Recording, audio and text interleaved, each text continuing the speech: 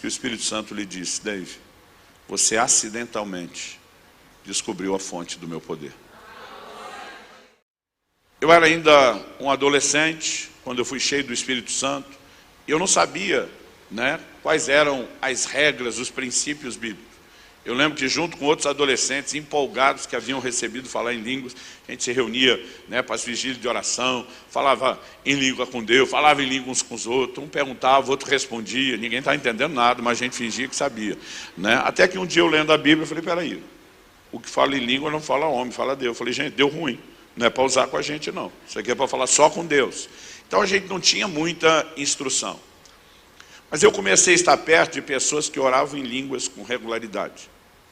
Depois disso, perto dos meus 18 anos de idade, eu tive contato com um ministro norte-americano que durante muitos anos veio ao Brasil ensinar, chamado Dave Robertson. E Dave Robertson nos inspirou com a história dele e com a prática dele do falar em línguas. Eu nunca tinha visto milagre na minha vida até então. Esse cara começava as reuniões dele num formato totalmente diferente. Eu lembro de momentos que ele pegava o microfone, abria a reunião, tinha louvor. Hoje isso é comum, mas quando você fala da virada da década de 80 para 90, um camarada vinha com a camisa fora da calça, vestindo jeans, camisa florida, era uma afronta ao nosso modelo religioso, e ele simplesmente descia e começava a curar os enfermos. E, gente, não era assim só um negócio de sumir a dor de cabeça. A gente via coisas extraordinárias acontecendo, e aquilo enlouquecia.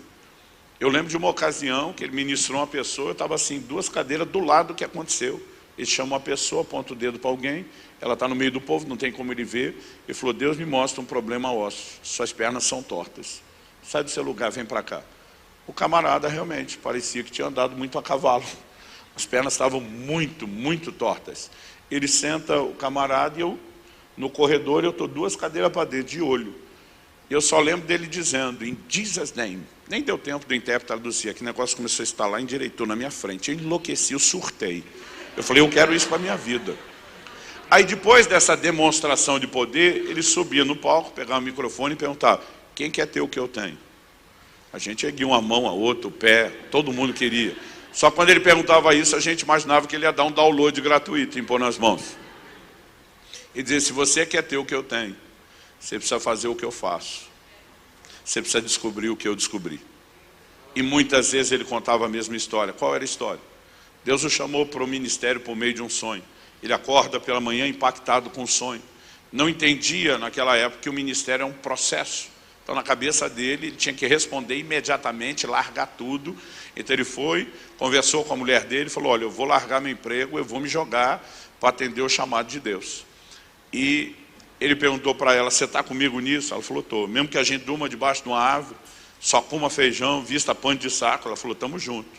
E ele foi lá e largou tudo. Só que depois que ele largou tudo, ele descobriu que ele não tinha o que fazer. Ele entendia que o chamado dele era para ser um evangelista, mas naquela época, nos Estados Unidos, um evangelista fazia trabalhos tentando alcançar o não crente, mas fazia dentro da igreja. Ele usava igrejas, prédios de outros. E ninguém queria emprestar uma igreja para um doido que apareceu, que eles não conheciam. Ele ficou frustrado, porque ele largou tudo e não tinha o que fazer. Aí ele pensou assim: a Bíblia diz que quem não trabalha não come, eu não posso ficar sem fazer nada vagabundeando. Então ele pensou: se eu ficar orando até ter o que fazer, eu acho que vou provar para Deus que eu não sou vagabundo, e ele pode mandar o meu sustento. Então, já que antes ele trabalhava 8 horas por dia, ele decidiu que ele ia orar 8 horas por dia. Mas ele vinha do meio pentecostal, daquele assim intenso, de trincar mamona mesmo. Então eles acreditavam que a oração ainda tinha que ser de joelhos. Então ele decidiu passar 8 horas por dia de joelhos orando. No primeiro dia ele orou por tudo que sabia, podia e lembrava, e descobriu que não passou muito tempo. E não tinha mais assunto. Intercedeu pelos missionários na África, na Índia, amaldiçoou as baratas da sala, que disseram que arrumaram um porão para ele numa igreja, para ele poder ter esse tempo de oração. E ele descobriu que não tinha mais assunto. Por falta de assunto, como vinha do meio pentecostal, começou a falar em línguas. E porque não tinha assunto, ele improvisava, ficava orando em línguas aquele tempo todo. Ele diz: quando soava uma sirene, né, de uma fábrica perto que dava 15 minutos de intervalo para os peões.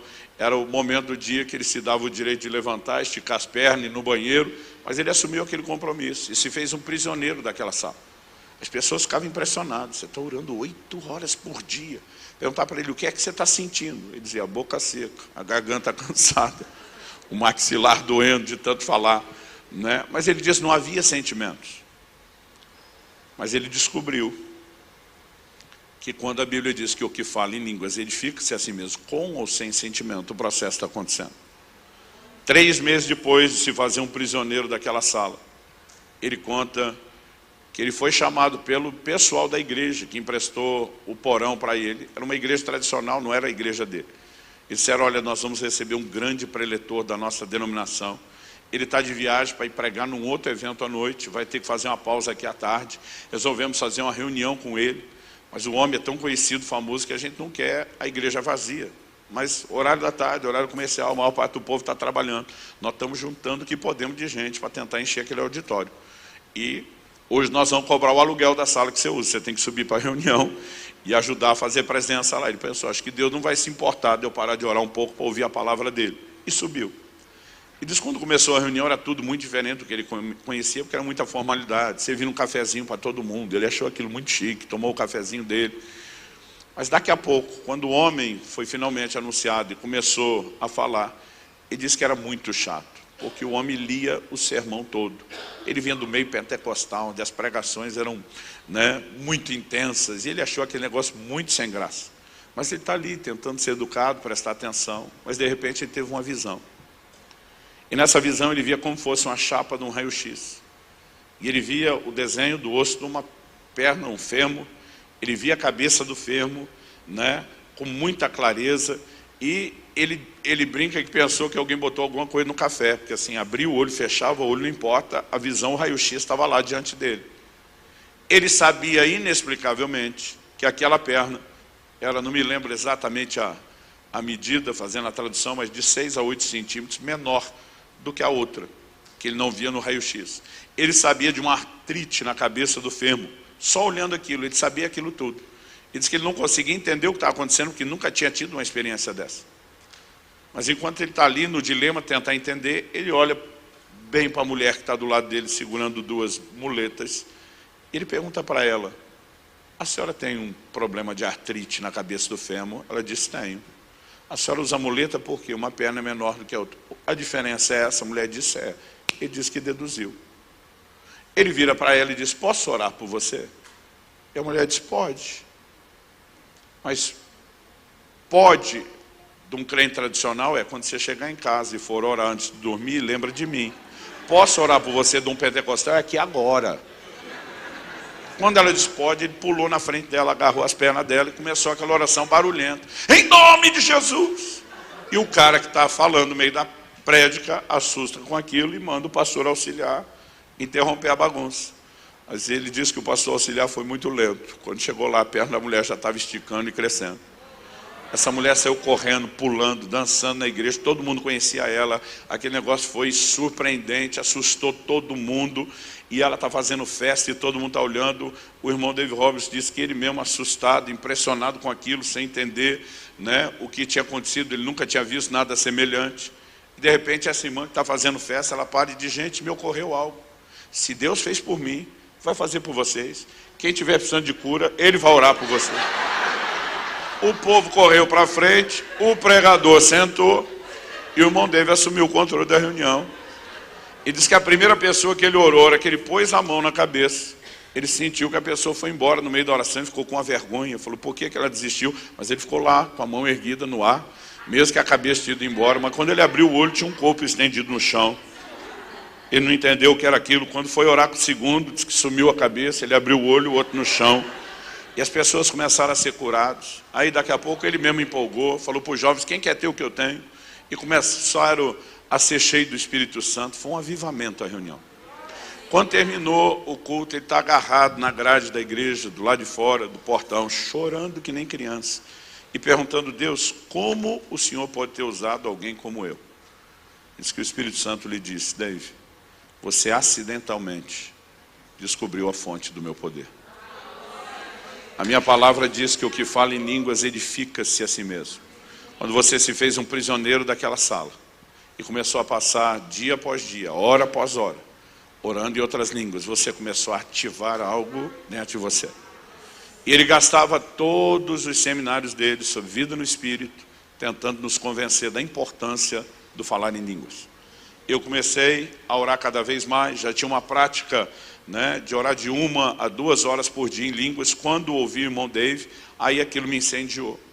Eu lembro que foi mais ou menos nessa fase de ter ouvido o irmão Dave já algumas vezes, ele vinha uma vez por semestre, que eu comecei a dizer, não, eu preciso fazer mais. Na época eu trabalhava num banco, do meio-dia às 6, 6h30 da tarde, no máximo, saía direto para a escola. As minhas manhãs eram livres, e eu protegi minhas manhãs. Toda manhã, das 7 às 11. Eu não tinha as 8 horas, como ele, porque ainda trabalhava, mas falei, vou proteger 4 horas por dia. Das 7 às 11 eu me trancava no meu quarto para ficar orando. 90% pelo menos do tempo eu ficava orando em outras línguas. Os primeiros 6 meses eu não vi muita diferença.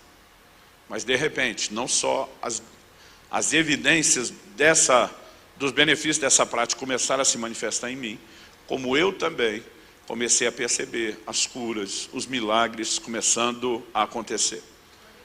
Se você foi abençoado por essa palavra, por favor não se esqueça de se inscrever nesse canal e deixar um gostei nesse vídeo. Assim, você nos ajuda a continuar esse trabalho que tem abençoado muitas vidas através da palavra de Deus. E para você que quer ir ainda mais fundo no conhecimento da palavra, na descrição dos vídeos há sempre indicações de livros e conteúdos que vão te abençoar e te ajudar no seu crescimento espiritual. Não deixe de conferir e que Deus te abençoe.